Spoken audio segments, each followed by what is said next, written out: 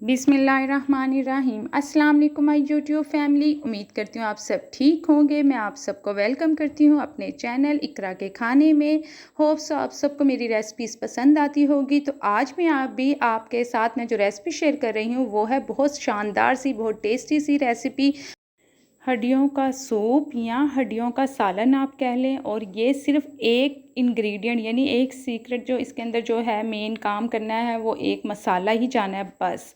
आप ये हड्डियाँ चेक कर सकते हैं कि हमने गोश्त के साथ जो जिनके साथ यानी कि ज़्यादा सारा गोश्त लगाओ, हमने वो वाली बड़ी वाली गाय की हड्डियाँ लेनी है। साथ में आपने अगर चाहें तो यहाँ पे एक दो जो बोनलेस यानी कि गोश्त भी ऐड कर सकते हैं। तो बोन के साथ वाला आपने गोश्त ऐड करना है। तो सबसे पहले तो हड्डियों की सफाई ज़रूरी है कि उसके साथ आपको पता है कि अक्सर बाल या कुछ चिपके होते हैं, तो आप पहले उसको साफ़ करेंगे। तो नमक मिला पानी के साथ आपने इसको पहले बॉईल करना है।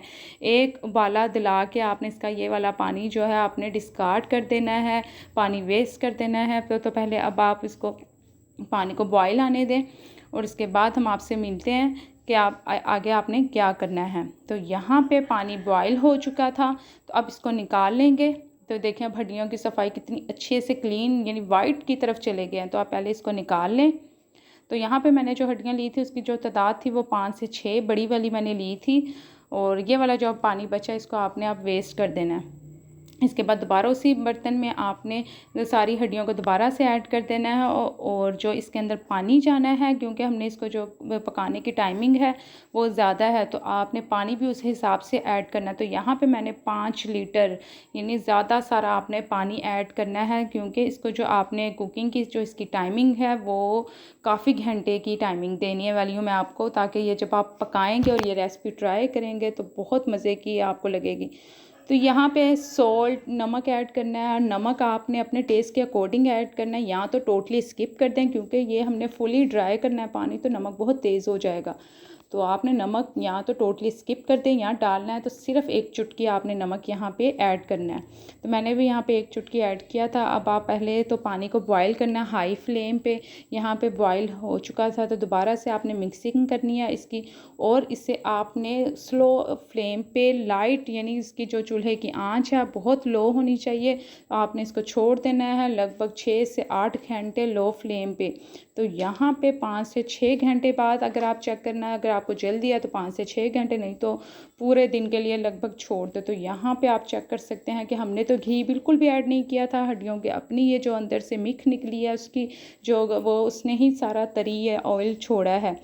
तो अब आप चेक करें माशाल्लाह से इतने मज़े की लगते हैं। यहाँ इसके साथ कोई आपने रोटी या कोई चावल किसी के साथ सर्व नहीं करना है, इसको आप एज इट इज़ खाएँ। और ये इतना गला हुआ फुली टेंडर गोश्त है ना कि हड्डियाँ गोश्त से अलहदा हो रही थी। तो बस माशाल्लाह से यहाँ पे हमारी रेसिपी रेडी हो चुकी है। इसे गार्निशिंग करेंगे। यहाँ पे आप चेक करें कि कितना इसने ऑयल रिलीज़ किया, कितना ज़्यादा घी छोड़ा हुआ है। तो इसको भी जब आप सर्व करेंगे किसी के आगे तो आपने ये भी डाल देना है, एक अच्छी सी लुक आती है।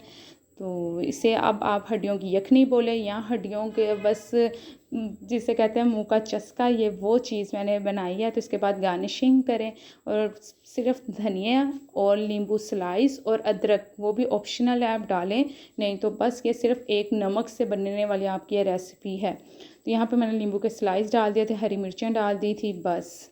और माशाल्लाह से हमारी रेसिपी रेडी हो चुकी है। होप सो आप सबको ये रेसिपी भी पसंद आएगी। बाकी रेसिपीज़ की तरह तो आपको मैं गोश्त दिखाती हूँ कि कितना फुली टेंडर हो चुका था कि आप पकड़ेंगे तो हाथों से ही ये अलग हो जाएगी। ये रेसिपी आप मटन में भी बना सकते हैं और बीफ में भी बना सकते हैं, ये आपकी अपनी चॉइस है। और माशाल्लाह से चेक करें कितने मज़े की बनी है। तो अब मुझे इजाज़त है, मिलते हैं एक नई वीडियो के साथ। इसी तरह की मैं अच्छी अच्छी रेसिपीज़ आपके साथ शेयर करूँगी, बस आपके सपोर्ट की ज़रूरत है। तो अब मुझे इजाज़त दें, तब तक के लिए अल्लाह हाफ़िज़।